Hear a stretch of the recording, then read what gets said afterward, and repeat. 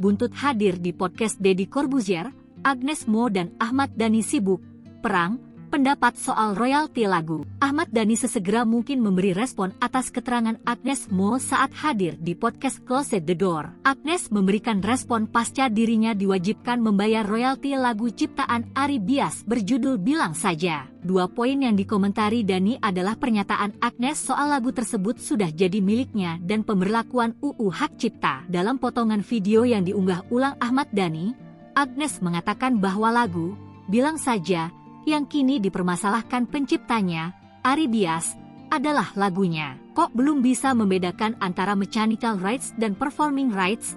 Tulis Dhani dikutip dari akun Ahmad Dhani Official. Ahmad Dhani menyoroti bahwa Undang-Undang Hak Cipta baru diberlakukan sejak 2014, bukan ketika Agnes masih berusia 16 tahun.